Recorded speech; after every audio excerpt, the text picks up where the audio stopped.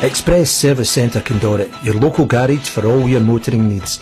We offer MOTs, servicing, tyres, brakes and exhausts. We also carry out welding work. Whatever the issue, we'll fix it. We're located on Main Road, Cumbernauld, behind the petrol station. Call now for a competitive quote on 01236 782 740. Express Service Centre Cumbernauld, keeping your car safely on the road at an affordable price. Advertise your business today on North Lanarkshire's 106.8 Cumbernauld FM. Call the sales team 01236 737 476. Keeping North Lanarkshire's businesses moving. Cumbernauld FM, where the clock keeps ticking with great songs all day and all night.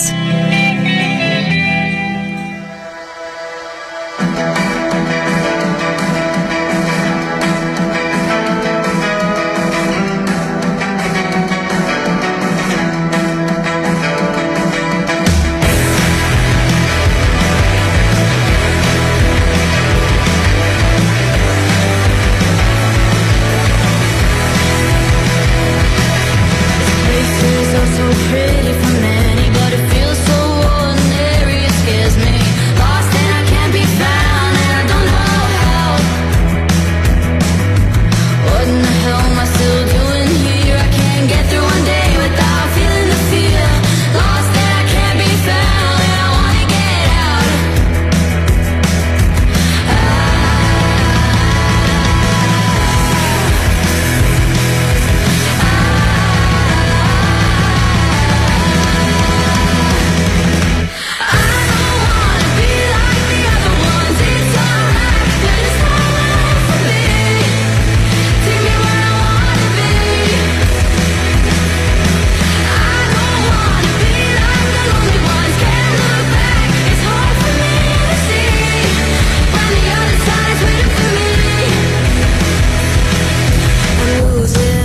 Self-control, I can't feel my heart, I can't find my soul. Lost and I can't be found, and I don't know how. You treat me like a setting sun. I know I'm not the only one. Lost and I can't be found, and I wanna get out.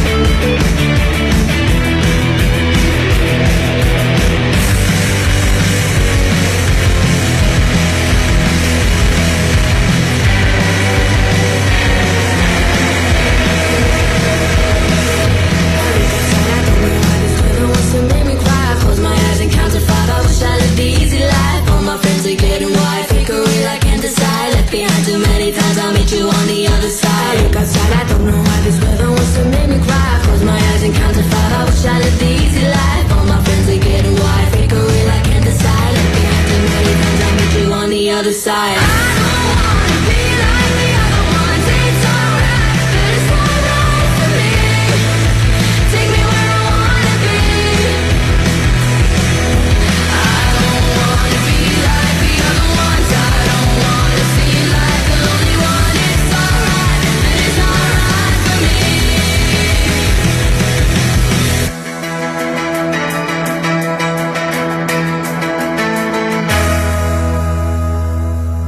Ladies and gentlemen, I'd like you all to welcome a new internationals frontman, Biff Smith, to the Fake Jiddler Experience. Say hello, Biff. Hello, hello. I want to thank you for coming on the show. Been really looking forward to this. So I just want to kick things off. Maybe tell us just a little bit about your band. What's happening with it?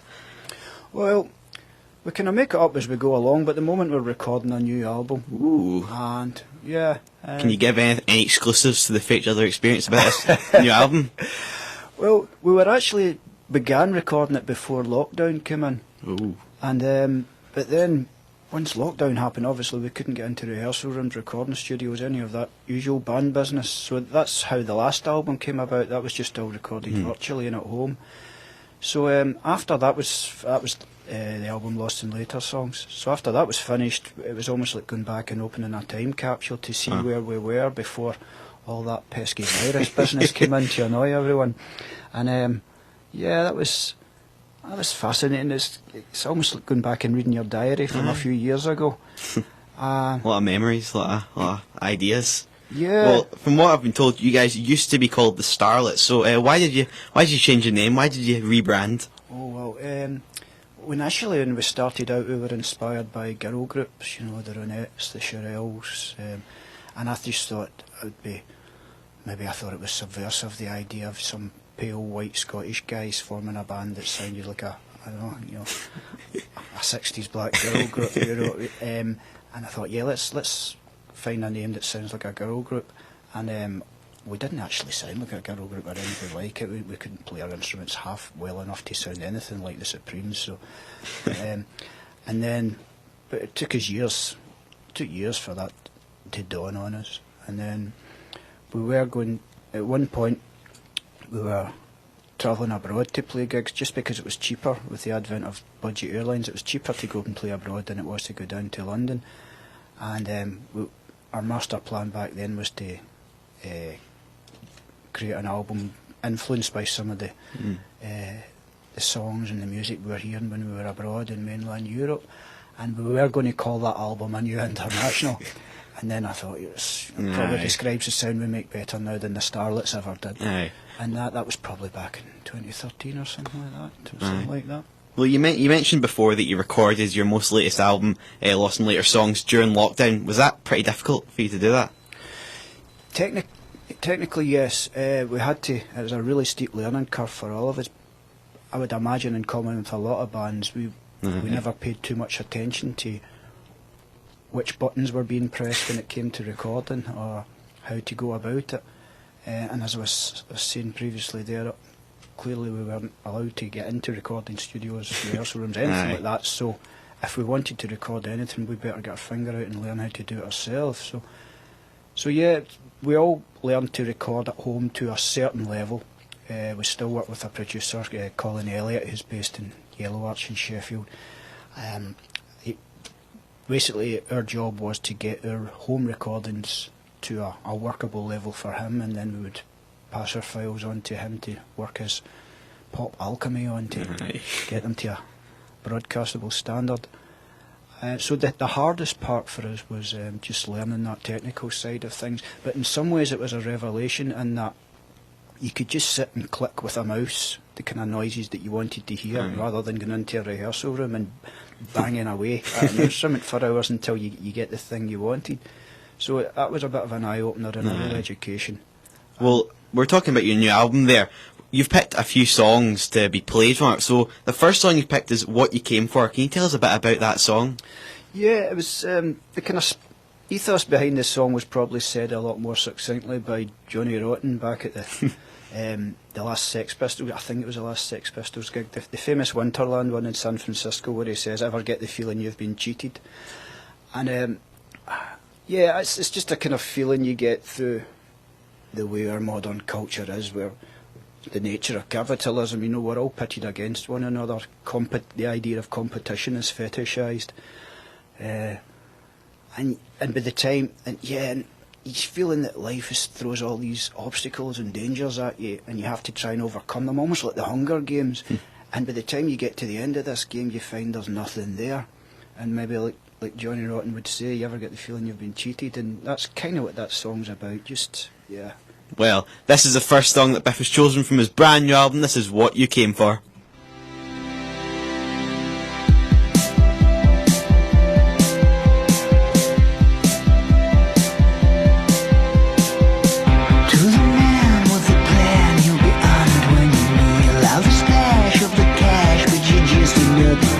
Are you gonna keep it real or keep it real nice? Are you gonna be a steal when you're at price? Are you gonna hold steady through the lean times?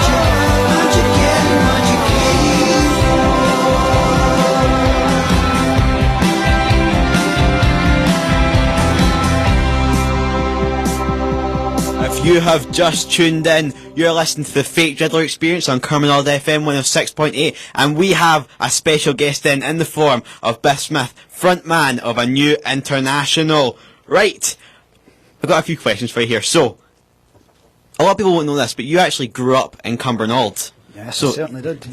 What was that like? Tell us how it was. I suppose back then, you, like any childhood, you think your surroundings are the world, so you don't really know a big difference. You think that is the world. I think that's what I meant to say. And the only thing you have to compare it to is what you see on the television. Or a couple of things occurred to me. I grew up in the generation in Cumbernauld in which everyone's parents were from Glasgow.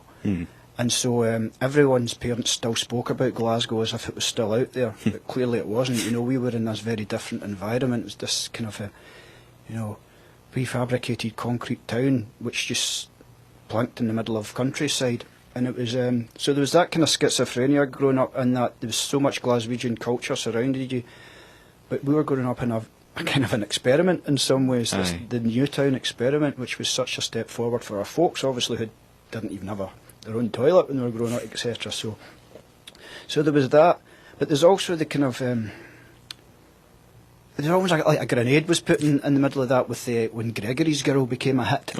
And that suddenly we weren't living in this place which was its own little world anymore, and you couldn't just kind of like juxtapose it to the world of movies or television or something. Suddenly, like, a door had been opened and your own town was actually up on the screen.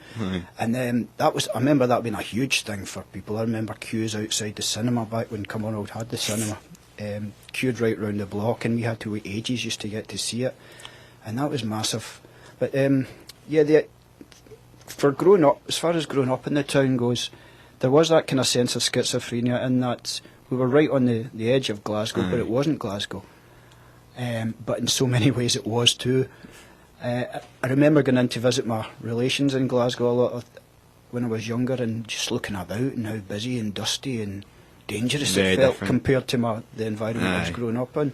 And so there's probably a lot of things I took for granted when I was growing up in Cumbernauld that I didn't fully appreciate until I'd moved back into town back when I was about 22 or so. Looking back now, I can see what a great place it was to grow up. Well, as we were saying before, Biff, you've just released a brand new album, Lost and Later Songs, with your band, A New International. You've picked another song to play called Loverboy. Can you tell us a little bit about that song? Yeah, it was initially written for the first A New International album, but it was probably a little bit too like one of the other songs, a song called Valentino, which ended up in that album. And Valentino was just a wee bit more fully formed at the time, and we couldn't quite really, to be quite honest, we couldn't play Loverboy back then, and it took us a while to learn how to do it. And as I said a wee bit earlier about how when we were learning how to record during lockdown and getting virtual instruments working, that almost benefited learning how to play this song, and that we were able to do the big intro and the organ and stuff like that.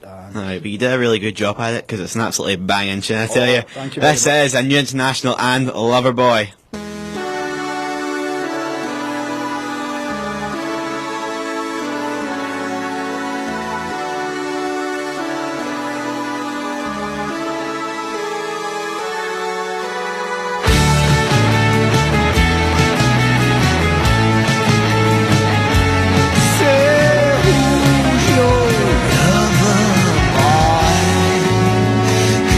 Come inside.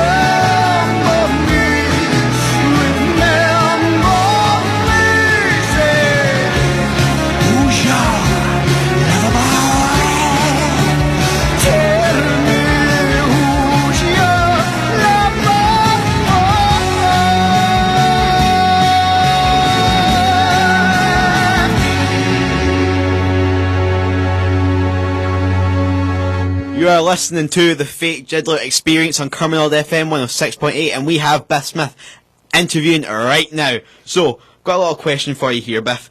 On the Fake Jiddler Experience, we do a lot of new music, a lot of new bands and that. Is there any sort of new bands you think, they're no bad, they're quite good? Oh, well, I've been really impressed by the Joy Hotel and the way they're going about their business lately. Amazing. And yeah, it's a really talented group of people, so yeah, I wish them all the best.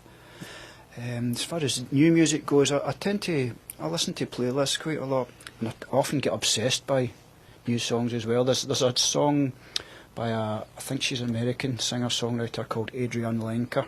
She has a song called Anything, which I love. What else have I been listening to? They don't tend to be modern or current songs. It could be songs from any era that catch my ear. And there's another one I think from the 80s, Virginia Astley, a song called A Summer Long Since Past. I love that one as well. Aye.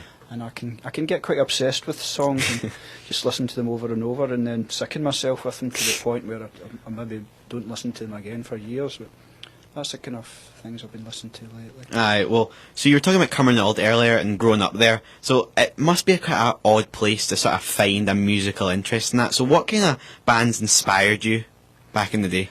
Back when I was in Cumbernauld, Yeah.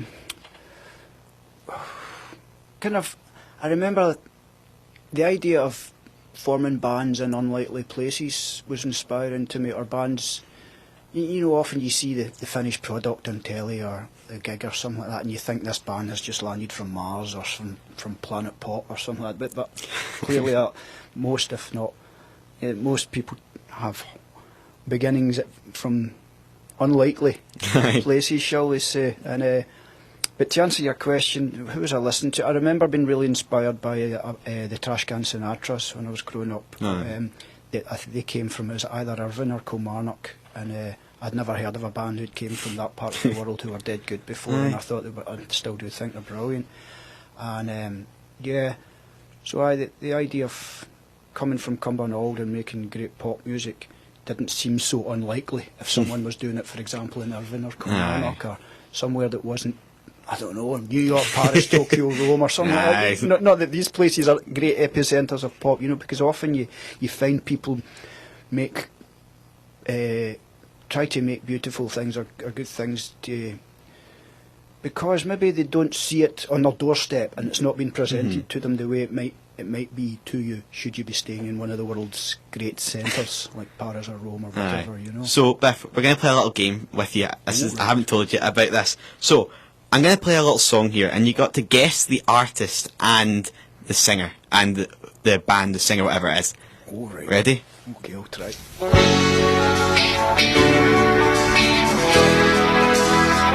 recognise it